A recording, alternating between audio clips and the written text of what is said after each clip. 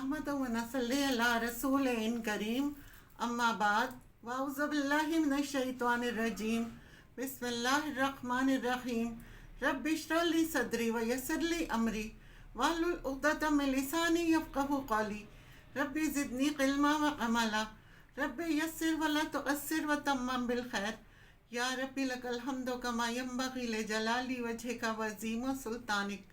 हम पढ़ रही हैं सूरह अन्निसा, उसका तर्जुमा और उसकी तफसीर। आज जो आयत पढ़ेंगे आयत नंबर 29, उसका तर्जुमा और तफसीर पढ़ेंगे। या अय्युहल्लज़ीना आमनू, ए लोगो जो ईमान लाए हो, ला ताकुलू, ना तुम खाओ, अमवालकुम, अपने माल। मुखातिब है यहाँ ईमान वाले। ए ईमान वालों, ईमान ला चुके हो, रब को तुम मान चुके हो। अब तुम्हारे ईमान का तकाजा है, इस तकाजे को तुम पूरा करो। पूरा नहीं किया तो ईमान में कमी हो जाएगी। फिर क्या करो, क्या हुक्म है? ला ताकुलू अमवालकुम, अपने माल मत खाओ। कैसे? बैनकुम, आपस में। बातिल तरीके से मुराद है। और माल में क्या क्या शामिल है? खाना पीना, हर चीज़ शामिल है। थोड़ा है या ज़्यादा है, हर किस्म का माल। अपने माल मत खाओ। अमवालकुम, जो तुम्हारी मिल्कियत में हो, बैनकुम, आपस में एक दूसरे के साथ लेन देन करते हुए, बिल बातिल, बातिल तरीक़ों से। बातिल से क्या मुराद है? यानी नाहक, जो हक़ के ख़िलाफ़ हो, जो शरीयत के ख़िलाफ़ हो। इल्ला, मगर कब खा सकते हो? अन तकूना, ये कि वो तिजारत। तिजारत क्या होती है? लेन देन, नफ़ा। आम लेन देन नहीं, तिजारत होती नफ़े की खातिर, अशिया का तबादला, कुछ कमाने के लिए अशिया का एक्सचेंज। अंतरा दिन, बाहम रजामंदी से, यानी बाहम रजामंदी से तिजारत करके तुम कमा सकते हो। तिजारत के ज़रिए जो नफ़ा हासिल करो वो तुम्हारे लिए जायज़ है। मिनकुम, तुम्हारे लिए। वो कौन से तरीक़े ऐसे हैं जो बातिल में शामिल हैं? क्योंकि ये जानना बहुत ज़रूरी है। ये हमारा रोज़ाना का मामला है। ऐसा ना हो कि अनजाने में हम कोई गलत काम कर रहे हों और वो हमारे लिए नुकसान का ज़रिया हो।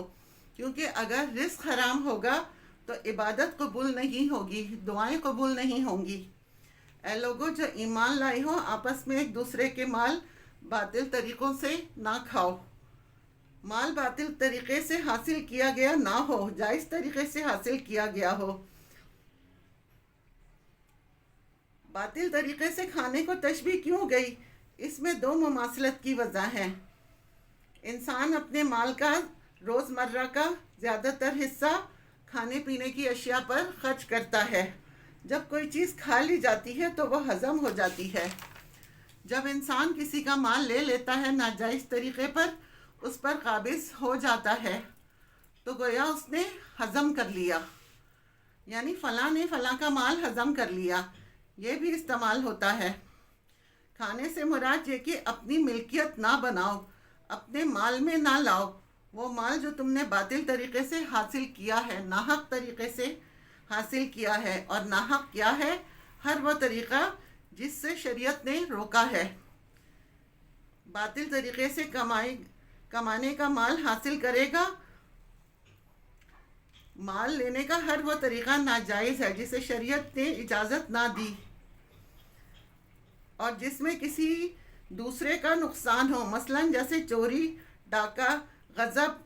गज़ब में ये सारी चीज़ें आती हैं, जैसे बेवा का माल उड़ा लेना, किसी यतीम का या किसी कमज़ोर का या किसी बिज़नेस पार्टनर का। ये सारी गज़ब की शक्लें हैं। ज़बरदस्ती जबरन किसी से कुछ हथिया लेना, इसी तरह गबन कर जाना, ये तमाम चीज़ें हैं बातिल में आती हैं। बैनकुम, सबसे पहले आपस की रजामंदी ज़रूरी है।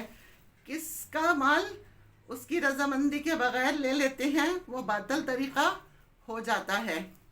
अगर दुनिया में किसी ने किसी की बालिश भर भी ज़मीन हथिया ली और क़यामत में उसके लिए 7 ज़मीनों का तौक़ उसके गले में डाला जाएगा। सब किस्म की सज़ा है।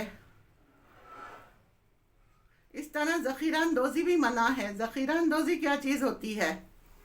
جو ضرورت کی چیزیں ہیں ان کو روک لینا، بازار میں مصنوعی قلت پیدا کر دینا، اسٹور بھر لینا اور لوگوں کے لیے اویلیبل نہ کرنا۔ عموماً کسی چیز کی اسٹوریج ہوتی ہے تو لوگ زیادہ خریدنے لگتے ہیں۔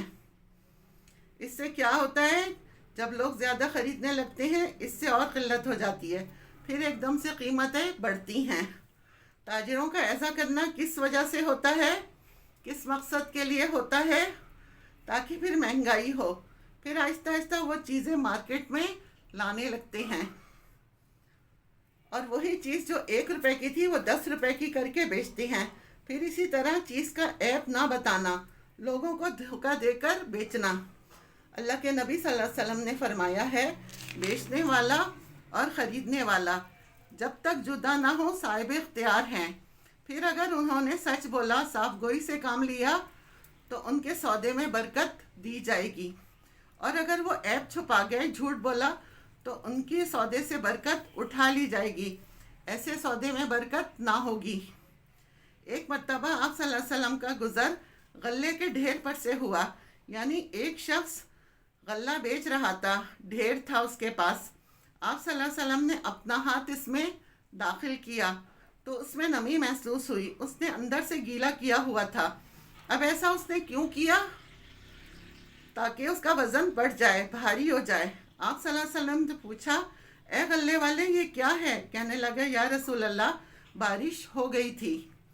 آپ نے فرمایا، تو پھر تو نے اسے نمدار غلے کو، ڈھیر کو اندر کیوں نہیں چھپا رکھا ہے تاکہ لوگ اسے دیکھ سکتے؟ پھر فرمایا، جس نے دھوکہ دیا اس کا مجھ سے کوئی تعلق نہیں۔